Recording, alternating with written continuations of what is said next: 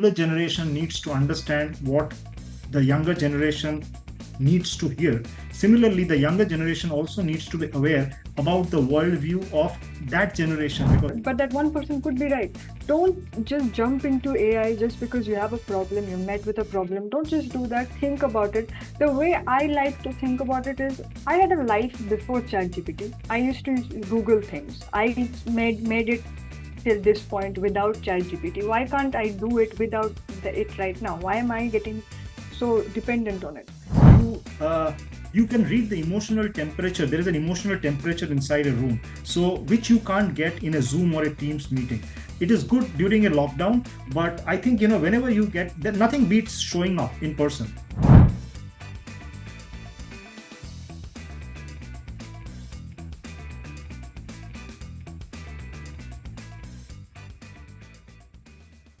Welcome to Towards a Better World, my community on Thinkly, where I host conversations with some of the most prolific and diverse voices of our times, from global CEOs and educators and entrepreneurs, social change makers to child prodigies, and even the occasional Bollywood personality.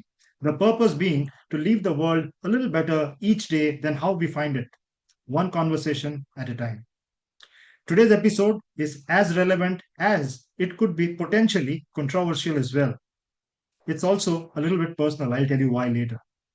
And a subject that needs a conversation because the workforce of today has just come out of a raging pandemic and it is operating in a multipolar world where the rules of geopolitics and economics are being rewritten as we speak here. This is a world that is calling out for diversity, inclusivity, and authenticity, and also a world where four generations with completely different worldviews are being huddled together and asked to pursue common objectives. At one end of the spectrum are people like myself who started out in the late 90s. And though we are still physically and mentally agile, or at least we think so, we are reminded every other day that we belong to a museum because of our political incorrectness, our ignorance, or our inability to keep up with new age technology, and this incomprehensible lingo of today. And of course, our boring consistency that reminds people of the Sansad Samachar of the Doordarshan days, if you know what I mean. So, if you're from my generation, I am sure you too sometimes overhear conspiratory whispers behind your back that 45 is the new 60. And every day you get touchy about it. And on the other end of the spectrum like my guest for today, is a generation that grew up in a new millennium and with the internet as a constant partner. People who are really socially conscious, who really care about the planet, who value authenticity a lot, and yet paradoxically so, who are more comfortable texting others than talking to others, even when those others might be in the same room as them. So, my guest for today, Apurva, whom I'll partially introduce now and I'll do the rest at the end of the episode, is an all-star comms grad from Lancaster University and a full distinction holder from University of London, besides someone who's done a dual MBA. Though she's diametrically opposite of me in terms of her worldview, she reminds me still so much of a younger version of myself, just maybe placed or installed in a different world. But I will come to the rest of the introduction at the end of the episode, like I said. For now, let us unpack some burning intergenerational workforce questions and try to address them once and for all. And hopefully establish that while the externals keep changing, the core existential human condition remains the same. At the end of the episode, time permitting, we'll also open the floor for audience questions too. So if you have the Thinkly app, please type your questions there. So, ladies and gentlemen, now without further ado, let me welcome our guest for today, Apurva, towards a better world. Welcome, Apurva. Thank you. Thank you so much for having me. And I look forward to answering all your questions. And we hope that the conversation that we have is great. Thank you. Thanks for taking time. Let's hope we have a good conversation, Apurva. Yeah. So, I have distributed today's conversation into four sections. So, because I think that between these four sections lie all the all the noise that we keep hearing these days about intergenerational awareness. So, the first section, let's start with hustle, because there's so much of talk these days about hours at work versus work in the hours, and that we are hearing all around us. So, world over, we are also witnessing a shift in organizational work hour strategy with many leading organizations now moving on from the work from home culture, which had become a norm during the pandemic, either partially or wholly. While I have an opinion around this subject, on the productivity debate of the and this subject, but I would like to hear it from the voice of your generation, your views about it. What do you think that if we remove the hours in the seat concept, what would be the fair metrics to judge output of a professional? And while we are at it, I would also like to ask you, because people often allege that youngsters of your generation these days hop jobs at the slightest provocation. So, which is more important? Is it tenure or impact? And also, I hear these two terms. It's a long question. Be with me. So, and the we I keep hearing these two terms often these days: lattice careers and ladder careers. So, what does each offer what the other can't? So, there are three questions in this question. Thank you. Yeah, to answer your first question, I think that if we were to remove hours from seat, the most important thing is the clarity of outcomes. What is it that you have accomplished? What are the goals that were met essentially? It's very easy to, say that I've worked so and so hours, but if you haven't really done much, there's no point in that. The second is the quality of work. Was it good quality? Was it helpful for you in the long, tangible run? Or was it just empty tasks? And the last thing, which is somewhat underrated, but I look at it, is velocity. What's the speed in which you were able to go from point A to point B? What was the speed in which a decision was being made? And what was the speed in which you reached the conclusion of that decision? To come to your second question, tenure versus impact always wins. That's my personal opinion, because I have met both sides of the spectrum. I've met people who have spent years, I'm talking 20, 30 years in the same company, and that has its own pros, and which I'll get into this then. And there have been people who have hopped jobs, but and their growth has been exponential. What do I mean by that? There were, if you spend a lot of time in a company, let's say you spend 2 decades in a company, the good thing is that you know the ins and outs, you know who to approach, you know exactly what the growth will be like. um, but in my opinion, there's a fatigue. You get stagnated. You don't really know that there is a whole world apart from that. And I think that's where a generation like mine, where I finished my undergrad in 2020, it was peak. The pandemic was at its peak. We sort of got into the workplace with crisis. So the way we measure impact is, did we do the work that made sense in that short period of time? And I think that's where impact would win 100%. Then to answer your question about a ladder versus lattice. So ladders are a path that builds depth, it builds your domain credibility, it showcases you where can you go up.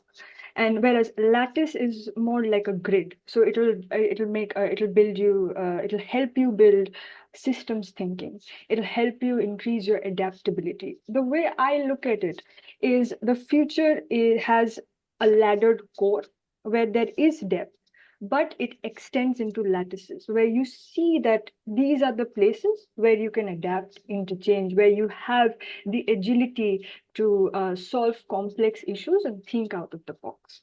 So that's my broader understanding of that. Now, while we are at it, I want to know, does Gen X agree with this? Where is the debate at? I want to know that.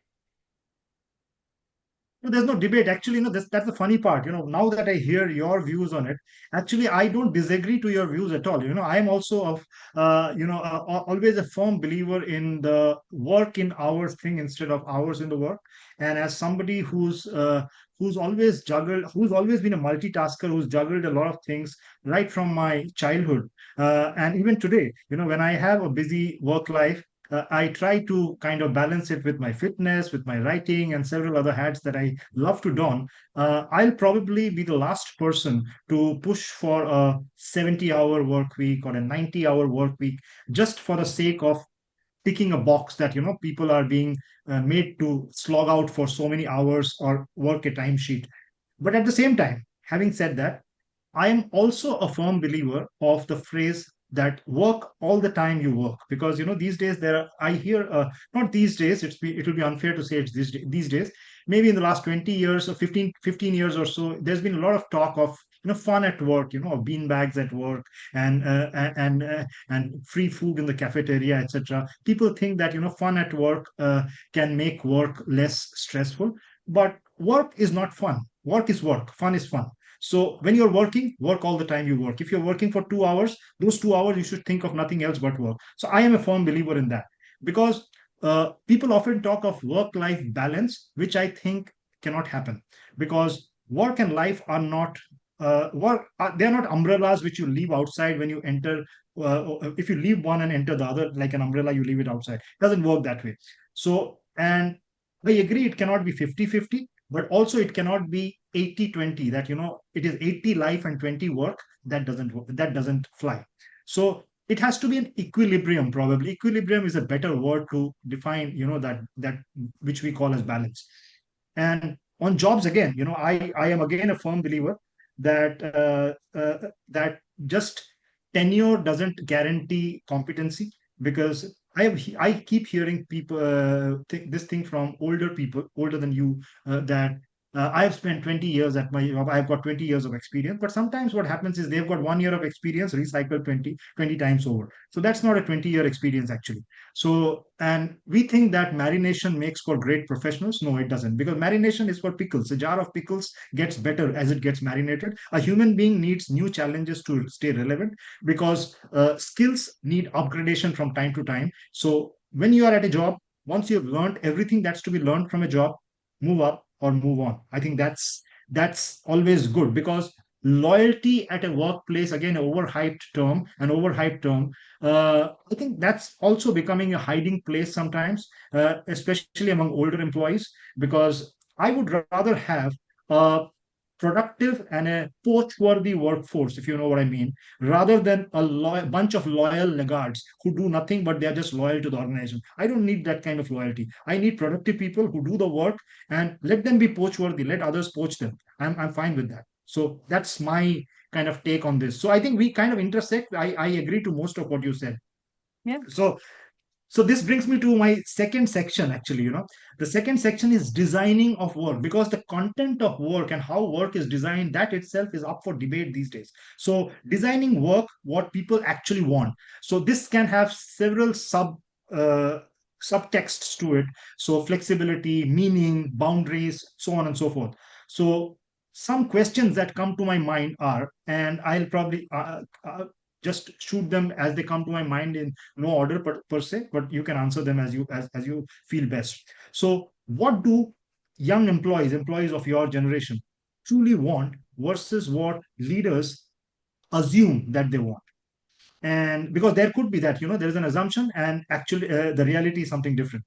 Then where does flexibility stop and reliability starts? So we cannot have an endless flexibility, or we cannot demand endless reliability. So what policies could work, which could draw a fine balance between flexibility and reliability? Then again, we hear these days, and India, it's catching up with the West. So these 4-day weeks or 9-day fortnights kind of concepts which people are throwing around, uh, how can organizations pilot it?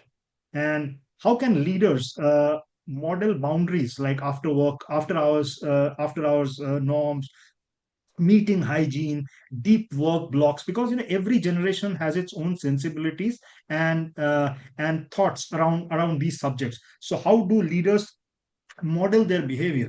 And then, of course, when we talk of CSR, there's a lot of lip service these days in many places. So how do organizations balance purpose versus performative CSR? And what is your generation's take on that? And what evidence could you have, if to convince a skeptic like me whether it's real or not? So too many questions, but all these kind of add up into designing the ideal workplace. Yes. Your Yeah. take.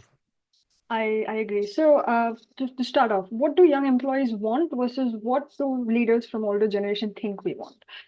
Let's take my instance. For instance, what happened was when I started my first job, there were so many good things that had happened, but me and so many other people, we lacked real mentorship. That is the core of it. What we want is somebody who we can be mentored by, who has had a very, a path that we can look up to, and not just by, entering, let's do so and so on ChatGPT, and ChatGPT will give it us. Not like that, but an actual person where we work hands on with them. And I feel like what has happened was a lot of my career so far has been a little bit DIY, where it's like I can let's try this and see what happens. Let's try this, and it's like throwing stones in the pond and hoping we get a response. But that's what I feel like a lot of people want, is somebody who we can look up to, where we can share that safe space, where we can talk about them, about what are my 5 year plans, 10 year plans, and where do they see. So that's sort of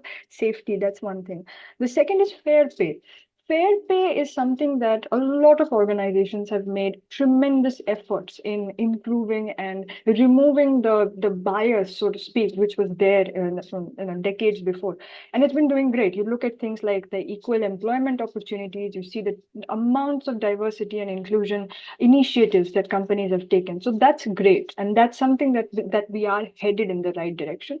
But when it comes to fair pay, a lot of Gen Zs also want transparency. You look at social media, you look at Twitter, you look at TikTok, you'll see that people are unhappy with the lack of transparency. Why is X employee and me, who are at the same work band, and why is X employee getting paid more or less, and why am I not at the same level?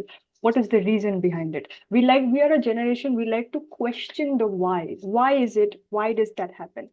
The third is we want autonomy with accountability. So it's it's like it's not the same as be your own boss, where you just do your own thing. That's really not the case. But it's like we need a space where we can perform our best and also take the accountability for when we go wrong. And there, when we do discuss feedback in the next couple of questions, you'll hear more. But if we go wrong, how do we correct it? Where is the room to improvement? But it's not micromanaging, it's more so about autonomy. The second is, where does flexibility sort of stops and reliability begins? um, my way of thinking is start with a team charter.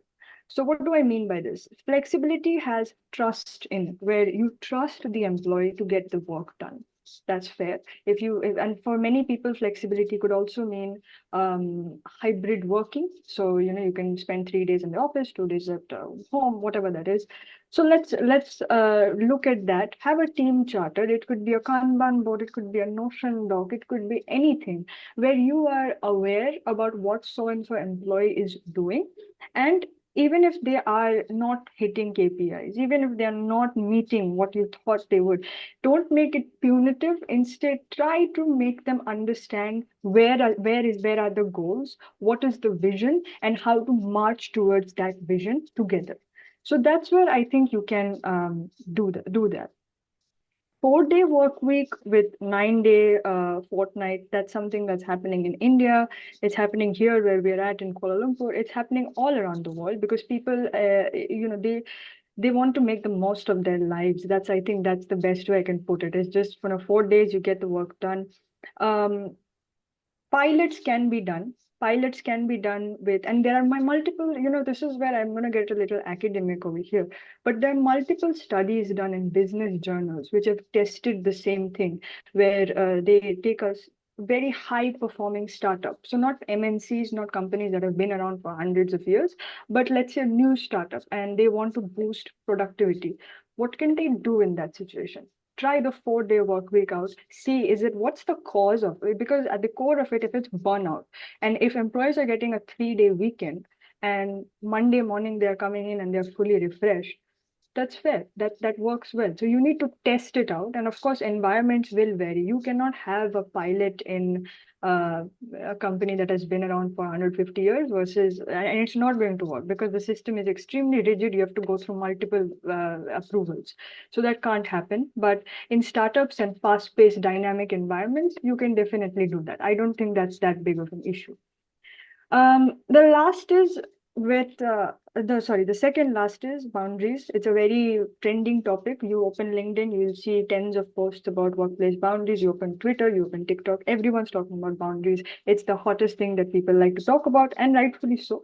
There have been, because a lot of Gen Zs talk about boundaries that way.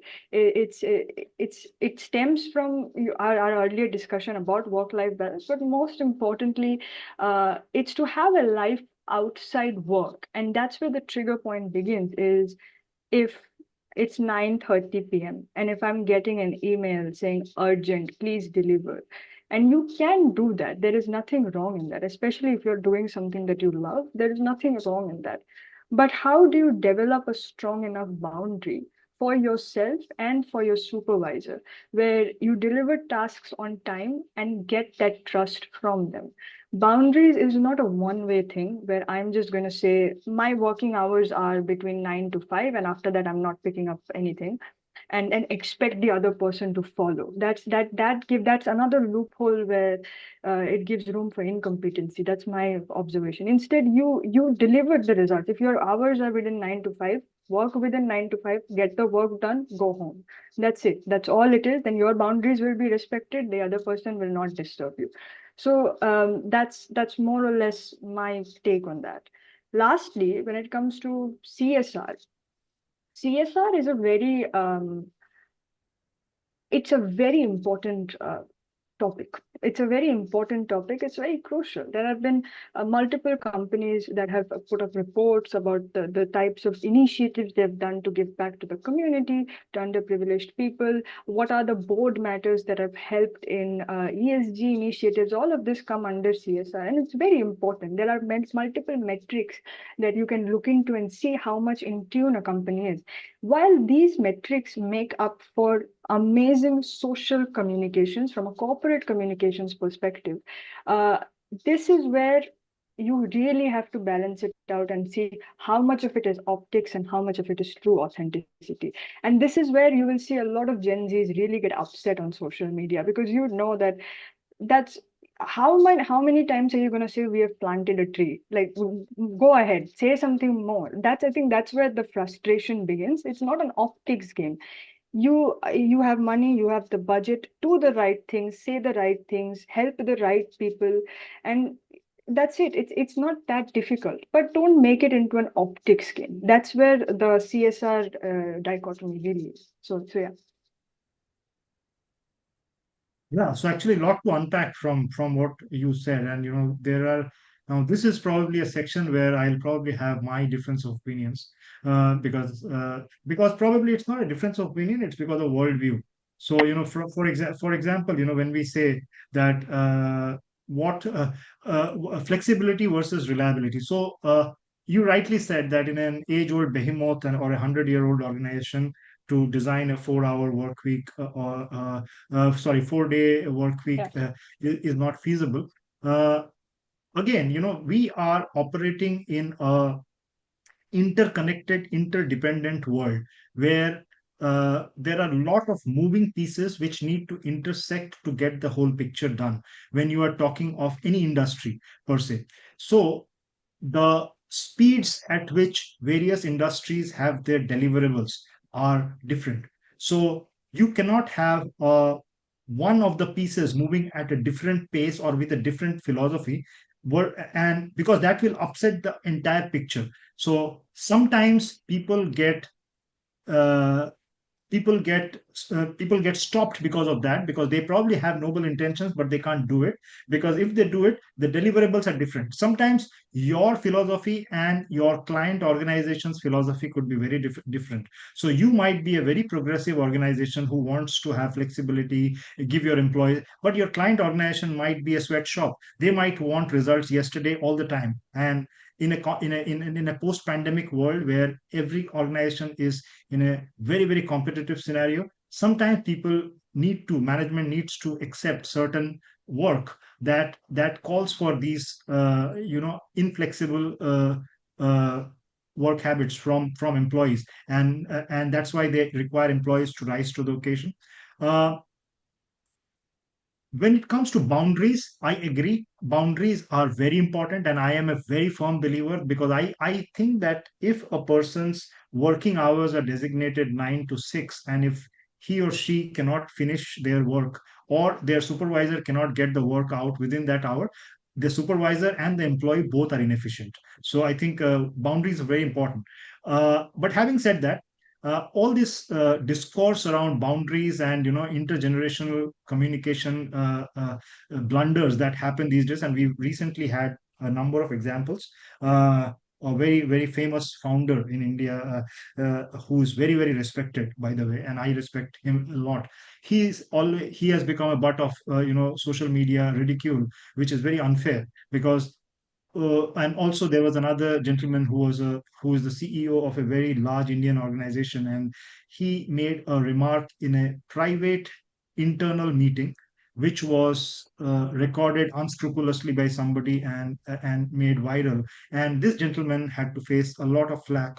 Uh, what he said, was it right? No, it was not right. I don't support what he said.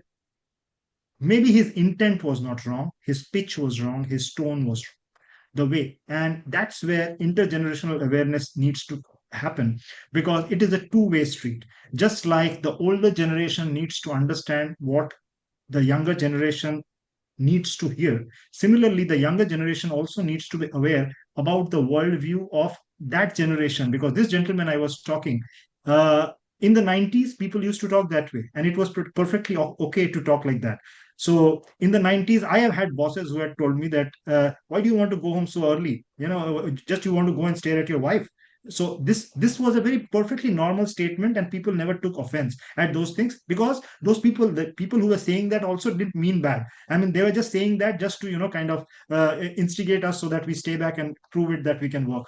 So I think the tone is probably needs, we need to look at the content rather than the tone. That's what matters. Hygiene, yes, hygiene definitely matters.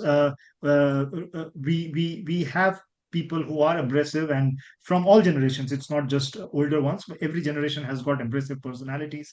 They don't know the right way to speak.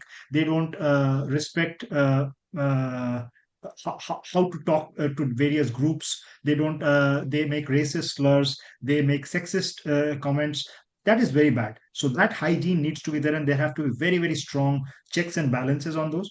But when it just comes to the right intent in a wrong tone, I think we could be more tolerant towards it. Everyone should be more tolerant and look at it if the person really meant harm, or maybe it is just, it's just the way this person is. So I think we need to be all tolerant. And then, of course, we need to be flexible during emergencies, because it is good to say that I will, because I'll tell you, my dad used to work in a government organization, which was a oil refinery, which was owned. It's a Navratna government organization, and in a government organization in India, you don't need to work beyond working hours. But whenever there was a emergency, I have seen him go and spend the entire night at the refinery. So it's when there are emergencies, it people have to go and work, and then people employees also need to rise up to the occasion. I think they cannot say that, no, my boundaries are there, that it's Yeah. beyond 5 o'clock, I am not going to pick up a phone. So I think it has to be a balance, basically. But yeah, largely I kind of agree, and some points where I disagreed, I have told you. So now let us move to the third section, shall we? Yes, yes, please.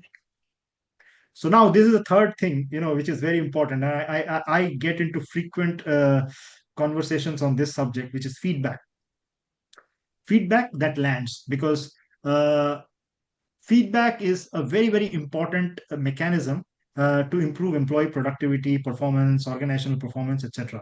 And like you mentioned a term just a short while back, psychological safety, etc. So I think that is another term which we hear quite a lot more these days, and which is a good thing, because people were not so considerate in older generations about psychological safety. So now people are more considerate. There are checks and balances to make sure that you don't give feedback in a way that is abrasive, that can cause more harm than good. So there is candor, but candor within limits, with guardrails. What could be reverse mentoring? Because uh, this entire discourse on psychological safety generally stems from feedback and people's reluctance to take constructive feedback. Because I recently was just having an issue with somebody who who loves taking good feedback. Whenever I am praising her, she's very good. But whenever I have even the slightest of constructive feedback on an improvement area, she gets defensive and she starts arguing. So, what's your views on those kind of situations? Then tell us, why do feedback conversations fail between generations? Is it timing, or is it tone, like I just said? Is it power? Is it distance?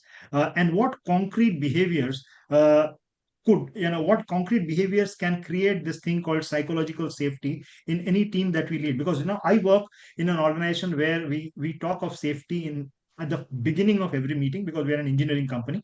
But immediately after physical safety, we also talk about psychological safety. So that is very important. And then, if we talk of a reverse mentoring, say a 90-day reverse mentoring program, uh, how will it look like? What will be the goals? What could be the cadence? What are the outcomes that a reverse mentoring could bring to the table? And finally, this generation, I keep hearing, and I don't know whether it is a fair comment or not. uh, People often dismiss younger people these days, that they, whenever they underperform, they quit and they go away. They just don't stay back and fight. So how does somebody handle underperformance with empathy and clarity? And what could be an escalation path when there is underperformance? So this is all about feedback kind of thing. Yeah. Solid. So feedback, like you mentioned about timing, tone, and power distance. I think, in my opinion, tone is where things mostly go wrong. And it's about the tone. Why tone goes wrong is because two things. The first is vague judgments. So what happens is, a lot of times, and I don't think this is just a Gen Z problem. I think, I'm sure, when you guys were young, when you were stepping in, and if somebody gave you a vague answer about your work, I don't think you would like that. That's where I think things go wrong. Or and because we have social media, the reason why people assume that it's feedback based is because it's amplified. So social media, really, what that happens is, let's say you get a bad feedback at work, you put it up on a platform, it gets tons of engagement. Of course it will. It's bait worthy. If you're putting up a really solid post on LinkedIn saying that, so my supervisor has said so and so to me in this tone, and then you tag them, it's an occasion for drama. Of course the tone gets picked up. Tone is something that you need to work on. The second is power distance. Happens when there is a clash of your inner monologue and what you really want to say. So what happens with feedback that goes wrong is that uh, either your inner monologue is something completely different and you say something completely different, and it shows. It's a ripple effect. So it's not just that you give a nice feedback to somebody for the sake of being nice, but then you're not being nice to them after that. People will know, people will understand that, and that feedback doesn't land properly. Simultaneously, if I would much rather prefer people whose inner monologue and dialogue is aligned, so that I get to work with them in a much more straightforward manner. The way I look at feedback, especially the harsh feedback, is that feedback is oftentimes harsh, but always fair. If it's fair, if it's harsh, it's not an issue. Just make sure it's not unfair. What does unfair feedback look like? Is it biased?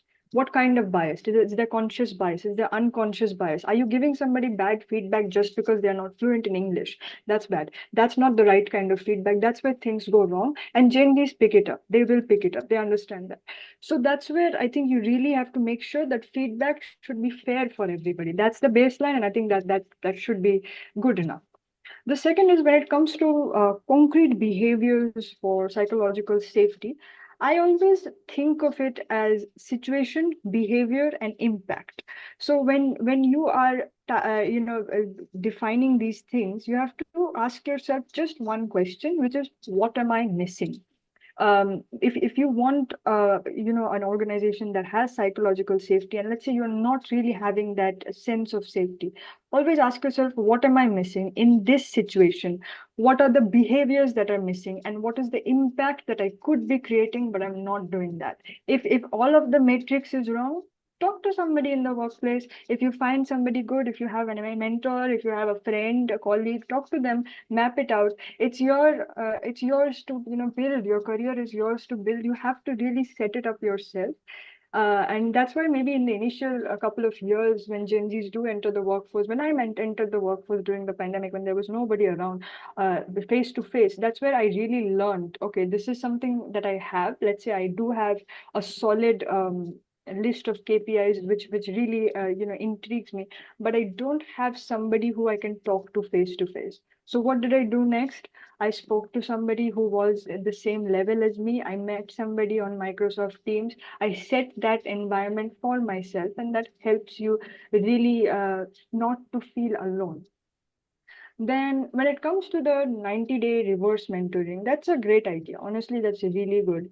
It could be like a 12-week plan. Why not? The first 4 weeks, why doesn't the subordinate and the employee shadow each other and mirror each other? They can really swap the tools that they use. So if it's reverse mentoring, then let's say my boss uses an advanced level AI chatbot and I don't have access to that. I'm going to ask them, can I use that? Can I get my hands on that? You can probably use my tools and see what I can do. And then as you get in a rhythm, as you understand each other's perspective, and it's not just about them being on the driver's seat, it's about understanding each other's perspective and creating that sort of empathy and harmony between these two people. You go into, weeks 5, 6, 7, 8, 9, 10. You can find like a co-design some sort of a ritual that both the mentor and the mentee can do, or the subordinate and the employee can do. And ritual doesn't really always have to be going for a coffee on Thursday evenings. That's not really the case. A ritual can be something as simple as, hey, what book did you read? What blogs are you reading? What is it? Understanding each other from those perspectives, and especially if you give it some time, it truly helps. And and once you do the cadence at the end of it, where you debrief each other, you'll understand there's a lot more to learn. And in some instances you will find out that you're probably a lot similar to your boss. Like it's really not you might have similar hobbies, interests. That's how you can proceed. When it comes to underperformance is something that we should be tackling head on. It's not that sensitive of an issue. People underperform for several reasons. It could be something, it could be as simple as you're probably just stuck in a bad situation personally, and that's not helping you perform professionally, to something much more complicated, like you landed yourself in a job that you thought you liked, but you didn't, and now you don't have the energy to perform. So when it comes to underperformance, diagnose it. Diagnose your if you get a feedback. Let's say I get a feedback saying, Apoorba, you have underperformed this quarter. Fair. What do I do in that situation? Uh, what are my skill sets? If my skill sets are writing, content writing, public speaking, project management, these are my skills.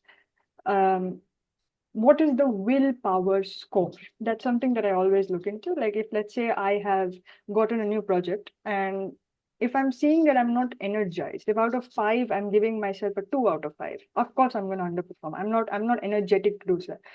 Which and then you find the reason for the lack of willpower is the system that you're in. Maybe the system is not, you're new to the system. How do you fix those systems? You speak to other people, you understand how did those guys come out of that situation, and what can you do. And also, uh, you need to give your and this is from a subordinate's perspective, but weekly check-ins are also important. This is where my somewhat unpopular opinion is that instead of annual feedback, because annual feedback will take about 365 days, and by that time it gets so late, you don't even know where you're wrong. You keep doing the wrong things after and after, and it ends up becoming a domino effect, and then people get pissed off. Instead, have a weekly feedback. Even if it's harsh, even if you've had a terrible week, just sit down, ask, these are the things that I think that I can do better, and these are the things that I want your attention at. It could be as simple as a 5-minute call. It's never long drawn out where it's 2 hours and you're just yapping nonstop, but it's a 5-minute call. Sit down, understand, okay, I did not perform here, what can I do? Because and if you are interested to grow in that either in that stream of work, in that line of work, or in that company, These sorts of quick feedback loops will help. So that's my section. No, I think the valuable perspective. In fact, I like the 90-day mentoring thing, especially swapping the tools idea, because I've never thought of it that way. That's a great idea. And I always think that, ratings versus feedback, this is a debate in most progressive organizations, because I used to work for GE for a long time, and which went from a hardcore ratings based organization to a completely subjective feedback based organization, and to the other end of the spectrum. And that didn't work actually, and they had to again go back into a kind of a mix of both, because I think both are important, because objective ratings of performance is very important in terms of you need to set out the deliverables and define it, without the goals cannot be fuzzy. They need to be measurable, they need to be smart, measurable, and achievable. Yes. And also they should have an element of stretch in them, so that there is a growth prospect for the employee. So ratings are basically goal setting, then a mid-year checkpoint, and at the end of the year, how people fare against the rating. It's an objective goal sheet. But feedback need not have any rhythm. Like you said, it need not even be once a week. It can be even every other day or whenever. I mean, and feedback could be just a positive affirmation with a concrete example. Uh, because many times people do box checking when they are giving feedback, so they have it that I so in many organizations they have this, that have you recognized your co-employees, or have you recognized so and so, and then people do it as a kind of a job they have to do, so they do it. That I'm not talking of those kind of things, that they are good, they make you feel good, they give you a dopamine surge when you get a star or something from your boss or another employee. But the real thing is, I call on another employee who can be a peer, who could be a junior, even a senior. Why not a senior? Because people often think that people don't need feedback. They actually do, because they have the loneliest jobs. So I remember that I had once given a feedback after a good town hall meeting to the chairman of the company, and he was so happy about it, because he said nobody has ever called me to give me a feedback. So I gave him a feedback with concrete examples, that I like these parts of your talk. So I think feedback should be. And another very important thing is, I believe in terms about feedback, uh, the defensiveness on bad feedback, I think both of us agree, so I think let us leave that out. But I think about feedback, a very important place, and I believe, and I practice this, to give feedback, is the first 9 weeks of an employee's career life in your organizations. Because in the first 9 weeks, nothing much changes when a new employee joins a team, except a new email ID in group emails, a new unknown face in the team calls. Nobody knows what this person is doing, and then maybe he or she might ask a stupid question which others would snigger and laugh. They're too impatient to move on with that. So but this is the time where you can consolidate the employees position in the or employees loyalty towards the organization, because it takes approximately that 67 days to make an habit, about 2 months time to forget an old town and make settle down in a new town. So if in the first 9 weeks you treat an employee well, give them affirmative feedback, I think that works like magic. It's worked for me all through my career whenever I have built teams. So I think affirmative feedback, give it early, be specific, give it with examples, don't just tick boxes, and don't have any rhythm to it. Just do it whenever you want to do it. It's like that. Yep. Okay, Agree. so I think we are almost three-quarters of our hour gone. So let us get to the last section before we open it for audience. And I see a lot of comments from audience, questions and comments. So the last is the elephant in the room, AI. So that's why I call myself a dinosaur, because I don't understand AI. So let's whether it should be a co-pilot or it should be a clone. Because the honest confession, I can't use AI. I don't I can't even confess that I don't even know how to use Chat GPT properly. So what are the recurring tasks in our jobs as per your sensibilities that can be automated immediately, and what can still remain human? Then which baseline AI and data skills should every employee have in 2025? Then, how can we measure performance fairly when AI coexists in a cobot world, as they call it? AI is coexisting with humans. So, like in the academic world, there are so many checks and balances these days, so that students can't get away by fooling around with AI in their test papers. And then finally, what guardrails and ethics and rules can be set? Because even the smartest names in the AI world, when they are asked if you will allow your kids to use it, they say no. Because they are also worried about the ethical aspect of AI usage.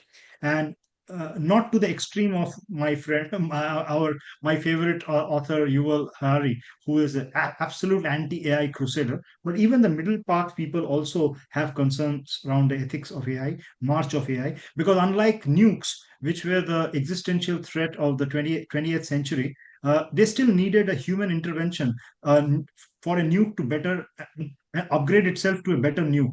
But AI doesn't need humans to upgrade itself to the next level. So that's an existential threat for humans. So what is the ethical boundary line we draw? And finally, what could be that safe zone or career moats that employees can create in an AI heavy future? Because the future is going to be AI heavy. Uh, how do we strengthen the human skills so that humans can coexist and thrive in an AI heavy future? Absolutely. And to start off with, what are the things that we can use? AI is has been a burning element since I think 2023 when ChatGPT came around, and it took the world by storm. I remember the morning ChatGPT's first version came out, and everyone was talking about it. And I thought that how good can this thing really be? But then you enter a prompt and it gave you these, and this was the very first version of ChatGPT. It's so good. It was crazy. But what happened as a result was that in the last 2 years, people have gotten dependent on it. People are noticing the fatigue that is caused by AI overuse, and people are also noticing the fracture in which people have the thought process, the fracture in thought process that excessive use of AI has caused. Where are the best use cases for AI? When you want to automate something such as draft emails, very, very good. If not many people are, they might be fantastic in something like coding or tech skills, but they may find writing emails a little scary or daunting. Use AI. There is nothing wrong in sending that first draft with AI. Just use a great prompt. It's fine. Scheduling can be something that can be done with AI, where you have meetings to be scheduled, and you can just use an AI assistant, map out the people's calendars. It also makes it a lot more cleaner. Speaking of cleaning, you can clean the data on, imagine like a big Excel sheet with a lot of data that's really intimidating. Put up an AI, plug it in AI and see, clean it up.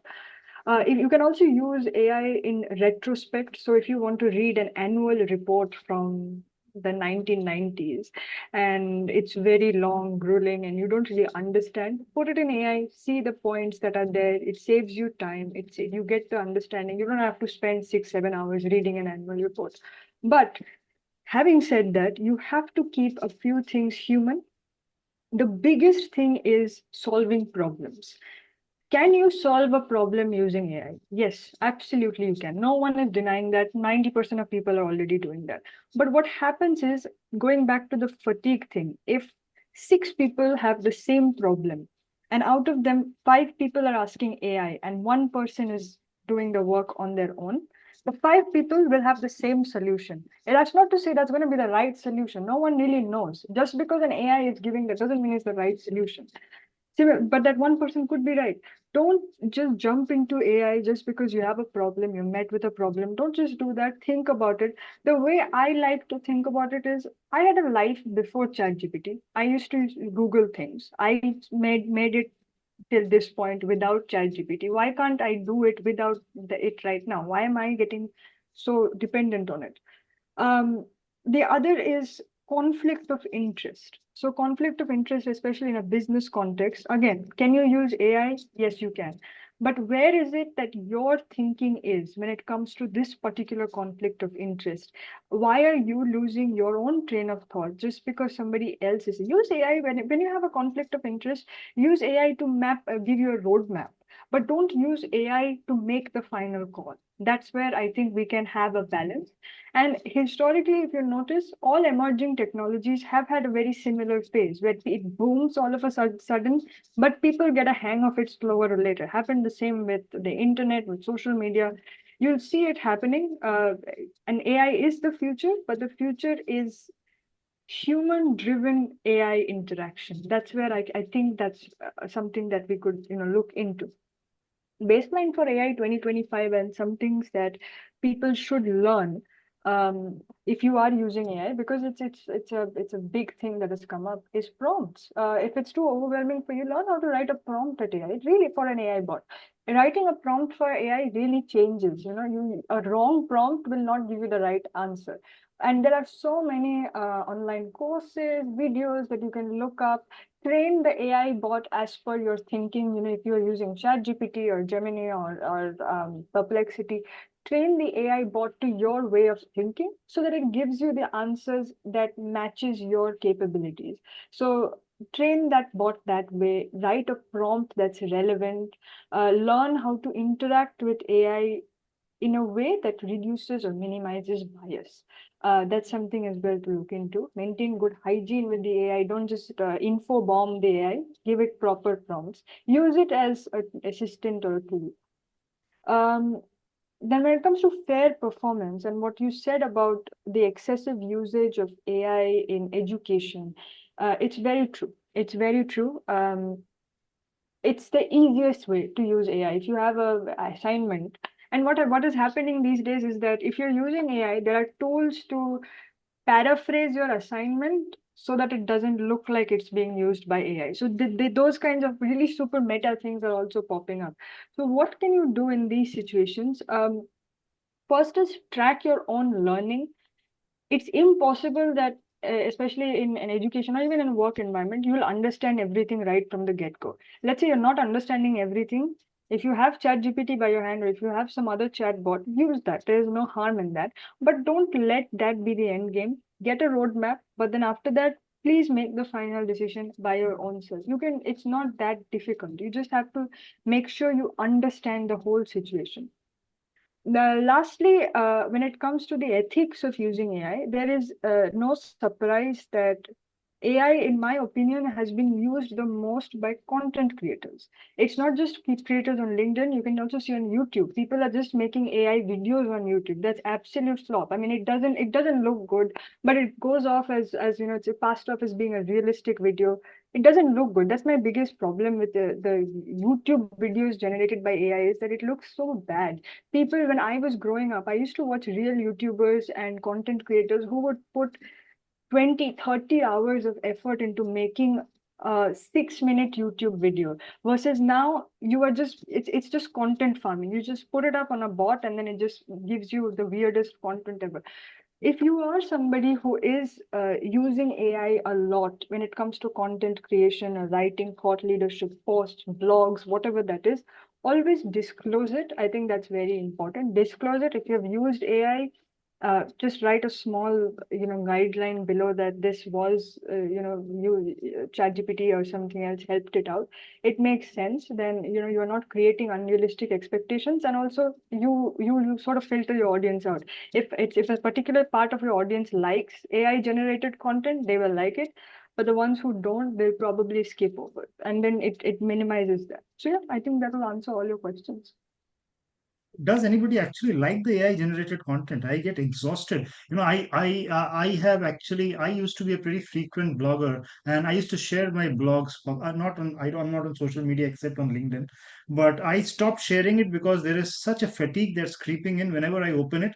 Everybody uses everybody's posts look clones of each other, the same formatting, the same bullets, same kind of writing, and it is so stupid that people put up those. And I have many more hilarious examples.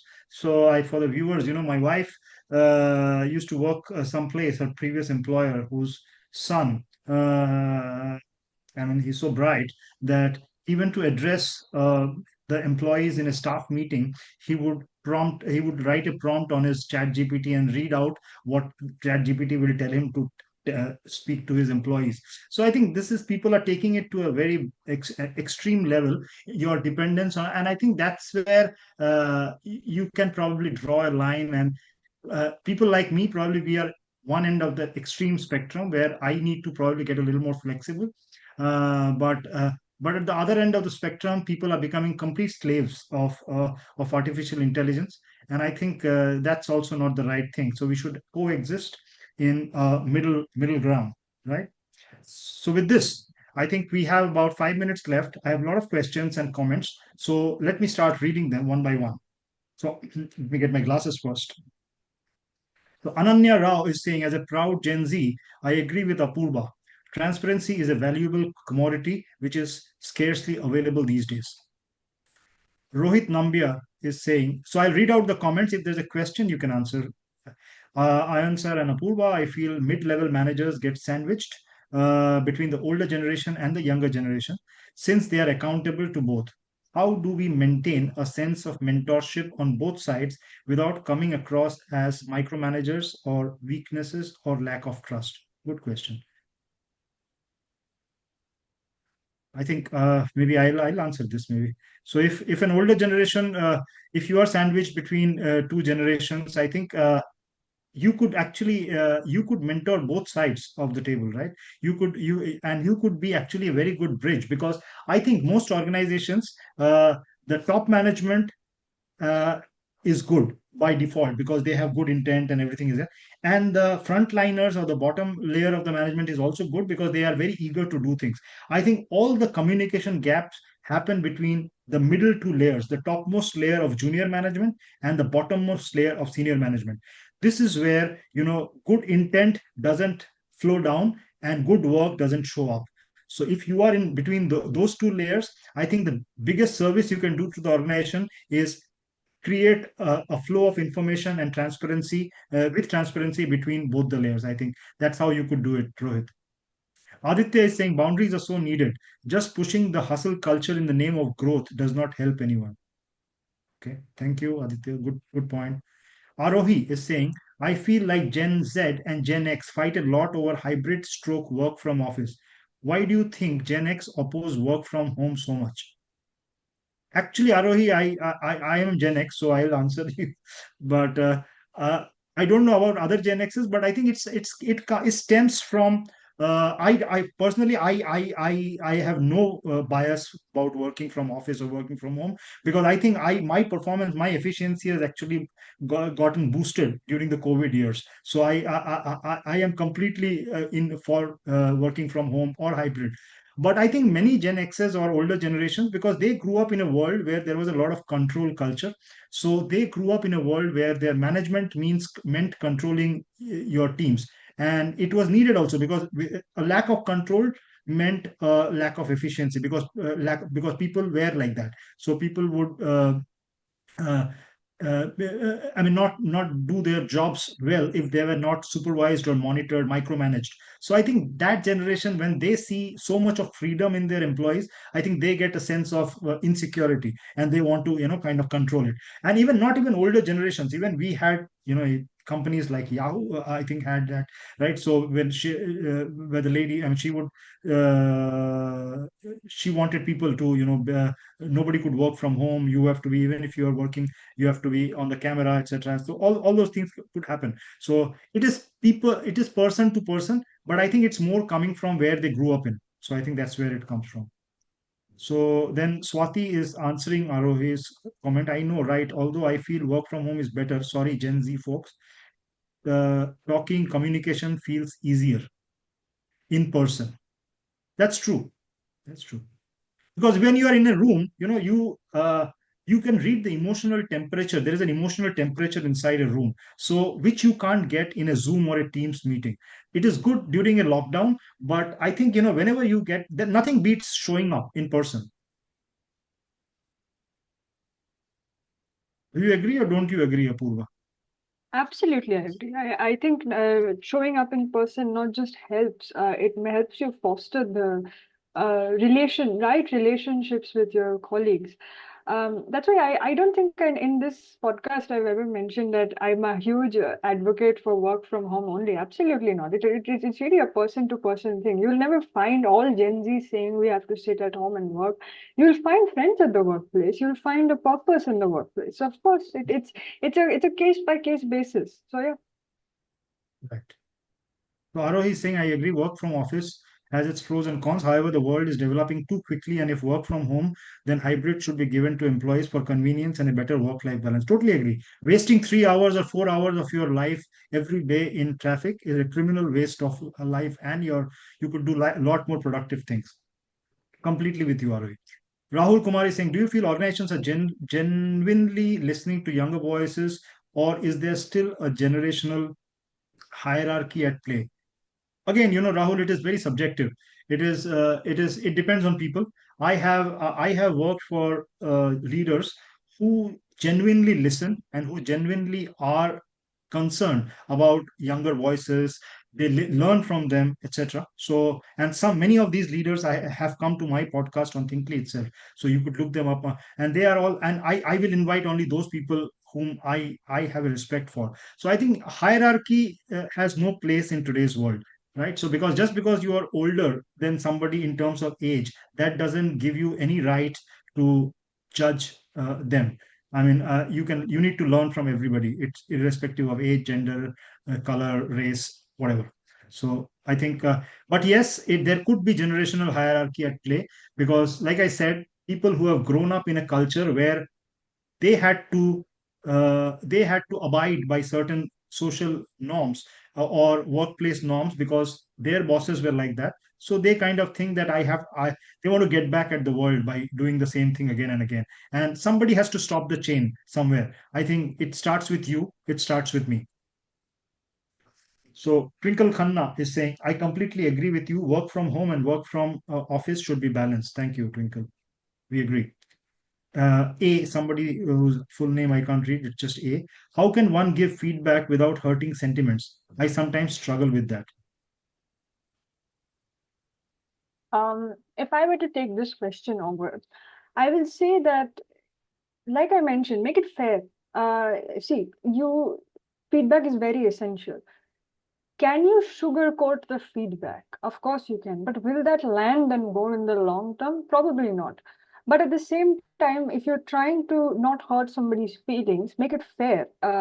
Fairness is always at first. If you're noticing that somebody is not performing well, this is where you really have to give the tangible answer and say, these are the places that you need to improve, and focus on where they can grow. It's a lot of times bad feedback happens when we focus a lot on what hasn't been done or where did the person go wrong. Instead, if you are somebody who focuses on fairness and making sure that the feedback lands, see the scope of growth in that person, talk to them, and calmly say, okay, this is, you are at this point, but in order for you to go from this point to this point, let's make it happen, and let's make you a roadmap, and let's see if that works for you. Always focus on what's the potential of that person, and that would be it.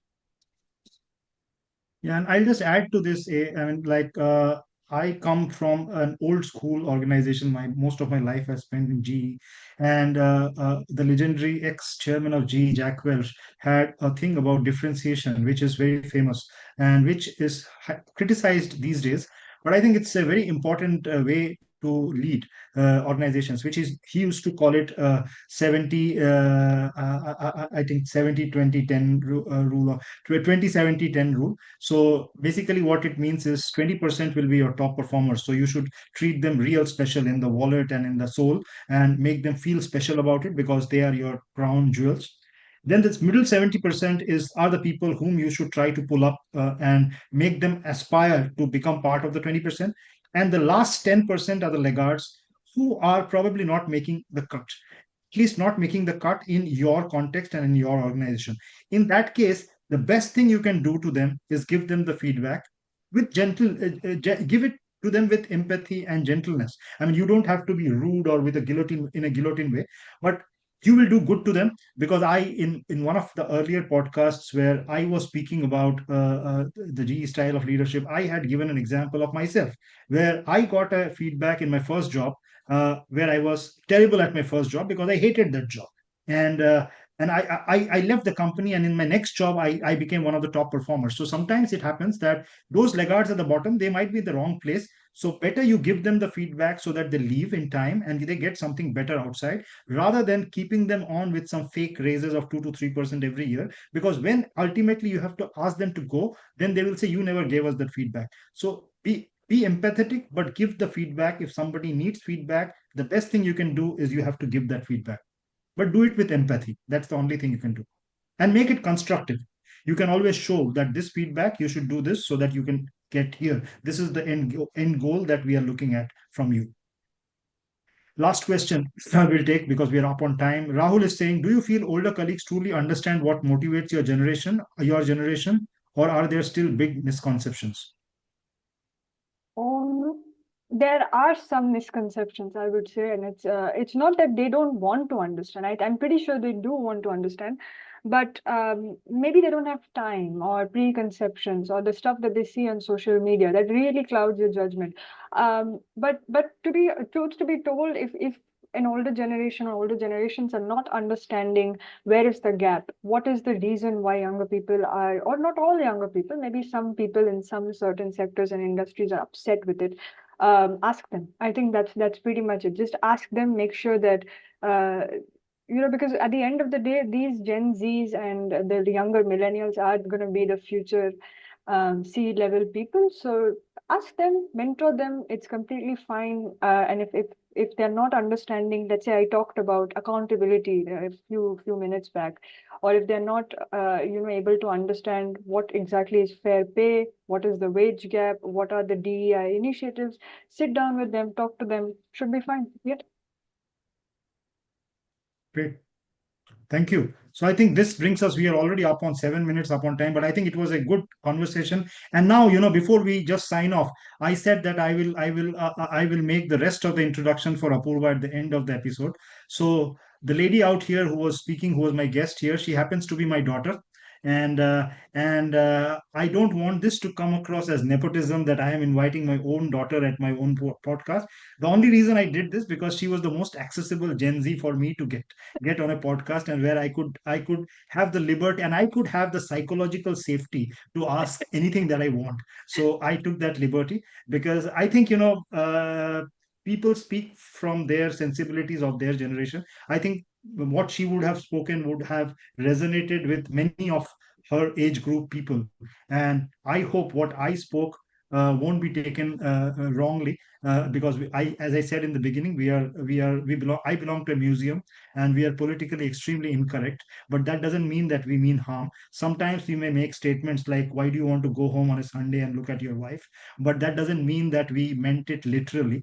We might mean we have the best interest for you in our hearts. So I think let's end this debate of intergenerational, lack of awareness. Let's work together. It's a tough world out there after the pandemic. I think we all need to roll our sleeves, get the work done. Thank you very much. Thanks, everyone. Thanks, Team Lee, Team Thinkly, and thanks all the viewers who logged in live for this podcast. Thank you very much. Thanks, guys. Thank you.